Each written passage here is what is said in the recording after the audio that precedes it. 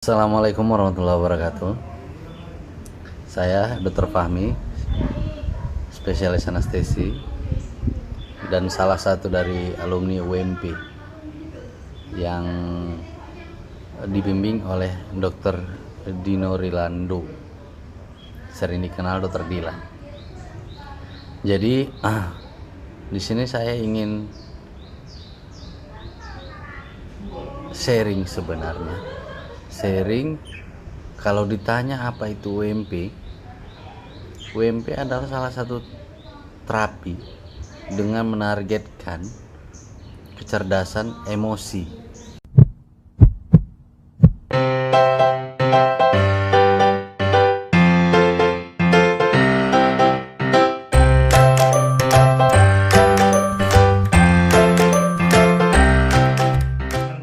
Di video sebelumnya, saya sudah menjelaskan apa itu UMP menurut versi dari orang-orang yang telah bebas dari anxietas dengan metode tersebut. Nah, di video kali ini saya ingin menjelaskan apa sebenarnya metode yang ada di dalam UMP tersebut.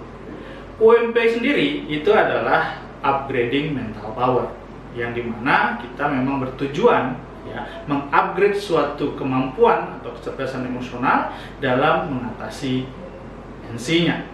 UMP ini ada tentunya tak lepas dari cara saya membandingkan pengobatan yang biasanya dilakukan terhadap kasus-kasus kecemasan berlebihan. Nah, dari situ saya menilai bahwa ternyata pendekatan yang saya miliki, yang saya kuasai, ini ternyata punya cara dan jalan sendiri yang bisa membantu pasien-pasien kecemasan berlebihan dengan metode yang berbeda. Jadi pasien juga punya pilihan. Karena saya masih banyak melihat pasien-pasien ini yang mau sembuh tanpa obat. Kenapa tidak difasilitasi kalau memang bisa? Nah, ternyata metode ini terbukti bisa. Anda bisa melihat beberapa testimoni yang dinyatakan oleh alumni UMP sebelumnya.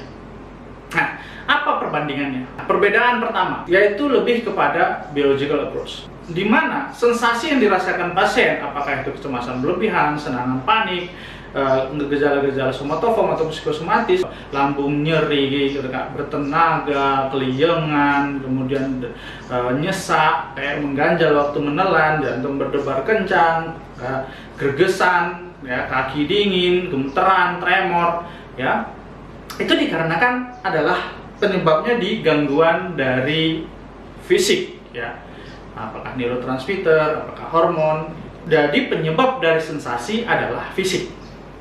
Fisik ini dalam arti ada organ, jaringan, sel, sama gen. Jadi dicarilah penyebabnya dari fisik tadi. Fisik ini artinya sesuatu yang bisa dilihat. Nah, sedangkan saya menganggap bahwa penyebab daripada kenapa orang mengalami kecemasan berlebihan dikarenakan adanya beban masa lalu. Saya sudah sejak 2015 membuat UMP dan saya bertemu dengan pasien-pasien kecemasan berlebihan dan hampir semuanya, dan bisa dikatakan mayoritas, itu tidak ada yang ujuk-ujuk kena langsung NC. Saya memberikan analoginya begini. Jika di dalam suatu ruangan tiap hari diberikan sampah, maka lambat laun ruangan itu akan memunculkan pasti ada konsekuensinya. Apakah bau, apakah belatung, apakah kuman, dan lain-lain. Nah, pasien banyak berobat ketika dia sudah mengalami ketidaknyamanan itu tadi, tapi lupa kalau ternyata ketidaknyamanan itu, apakah bau tadi itu diakibatkan karena sampah yang ditumpuknya. Jadi menurut saya penanganan anti bau itu tidak solusi, tapi membuang sampah adalah yang terbaik buat dia. Jangan masukkan sampah baru dan isi ruangannya menjadi ruangan yang produktif. Jadi kalau kita hanya mengeluhkan ruangan ini bau, kemudian hanya diberikan anti bau, itu bukan solusi, karena baunya akan muncul kembali. Karena pendekatan saya adalah mind body medicine. Penyebab daripada munculnya NC adalah beban sampah masa lalu. Coba Anda perhatikan kalau Anda mengalami NC. Sebelum Anda mengalami serangan, apa beban yang Anda miliki? Bukan hari itu gejala hari itu bebannya, bisa saja seminggu sebelumnya, bisa saja sebulan sebelumnya. Apakah Anda mengalami dendam yang sangat luar biasa, tekanan batin yang sangat luar biasa, kekecewaan yang sangat luar biasa, kehilangan yang sangat mendalam. Nah, itulah yang belum tuntas terekam ke memori bawah sadar, yang terus dibawa, yang menjadi sampah emosi yang mengakibatkan munculnya bau. Itu perbedaan pertama. Perbedaan kedua tentu lanjutannya adalah tools penanganan. Karena penyebabnya adalah fisik, maka farmakoterapi adalah solusinya. Maka sangat jarang kalau misalnya pasien datang berobat ya ke ahlinya, itu pulang tidak bawa resep. Kenapa? Ya karena pendekatannya adalah biological approach, maka penanganannya adalah tentunya dari perbaikan biologinya tadi. Kalau neurotransmitternya yang terganggu katanya, kalau hormon yang terganggu katanya, misalnya GABA lah yang terganggu misalnya, ya penanganannya ya alprazolam, lorazepam, ya kemudian misalnya fluoxetine, ya memang pendekatannya begitu. Nah, tapi saya merasa bahwa solusinya bukan anti bau. Kalau menurut saya, solusinya adalah buang sampahnya, jangan masukkan sampah baru dan jadikan ruangan itu sebagai tempat yang konstruktif. Nah, kalau saya di UMP itu adalah dengan menggunakan self-hypno. Kenapa? Karena sampah-sampah emosi tadi itu terekam di bawah sadar, sehingga untuk membuangnya harus punya kemampuan, keterampilan masukkan ke bawah sadar.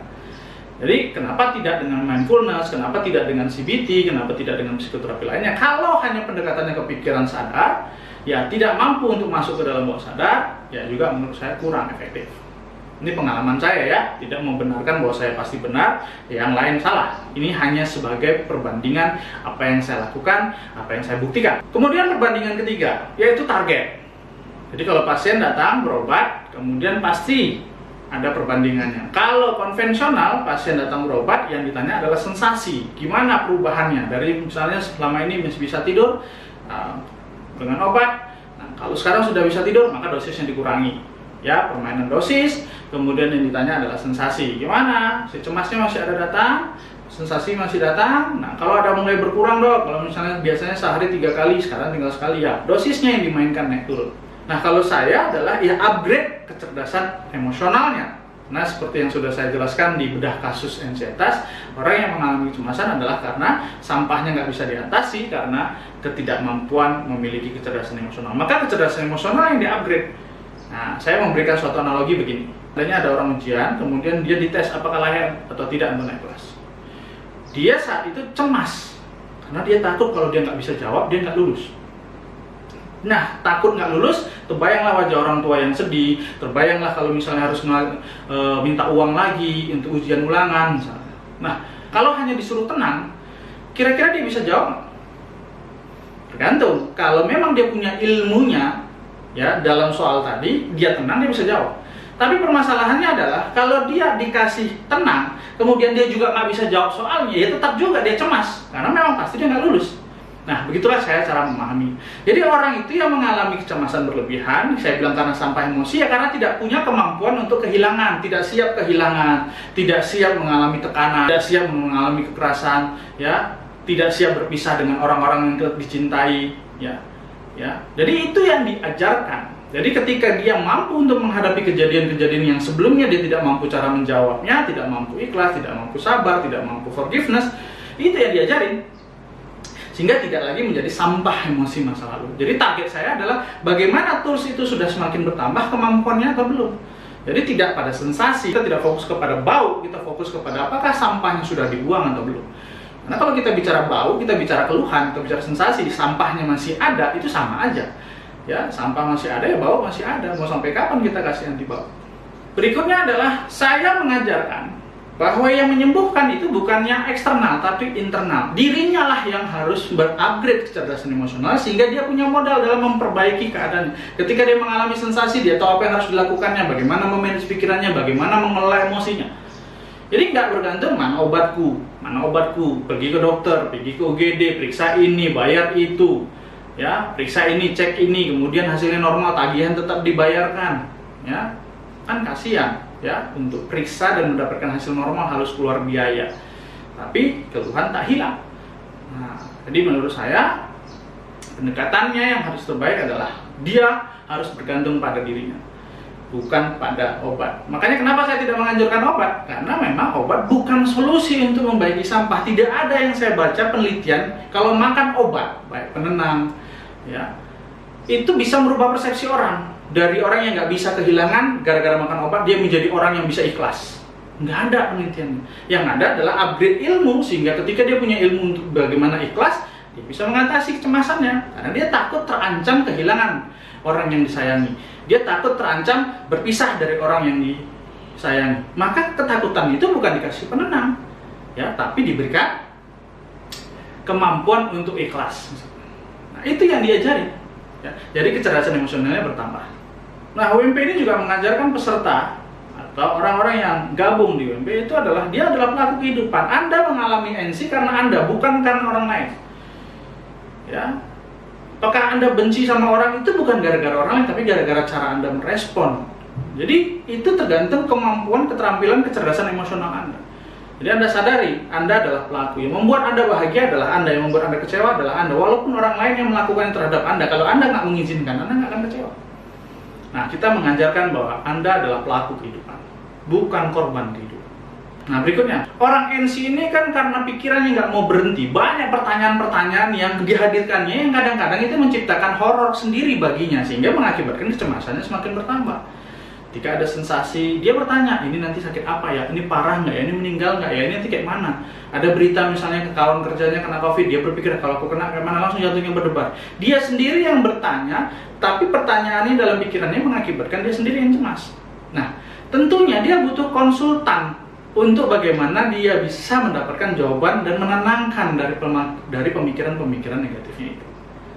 Nah, disitulah UMP memberikan kesempatan selama 1 bulan penuh, ya, karena kontraknya memang per bulan, untuk memberikan suatu jawaban-jawaban dari pertanyaan-pertanyaan yang dibutuhkan. Nah, UMP menyediakan waktu. Ya, bagaimana? Kalau ada pertanyaan silakan tanya dan itu akan dijawab sehingga pasien-pasien yang mengalami pertanyaan-pertanyaan bisa langsung terjawab dan mudah-mudahan jawabannya itu bisa menyelesaikan apa yang dianggapnya suatu ancaman menjadi tenang. Nah, selanjutnya UMP tidak mewajibkan pertemuan tatap muka. Tidak harus offline, bisa dilakukan secara online. Ya, karena metode pembelajaran untuk mengupgrade mindset, mengupgrade kecerdasan emosional cukup dilakukan via online. Jadi, dimanapun Anda berada, sejauh apapun jarak kita, selama Anda masih mau belajar, maka kita bisa bersama di UMP. Nah, itulah program yang ada di UMP. Jadi kalau Anda memang mau gabung ke UMP, coba perhatikan. Apakah Anda memiliki beban masa lalu sebelumnya? Ya. Apakah Anda memiliki kecerdasan emosional yang terbatas? Ya. Jika keduanya iya, maka saatnya lah Anda bergabung di UMP. Terima kasih, sampai ketemu di vlog selanjutnya.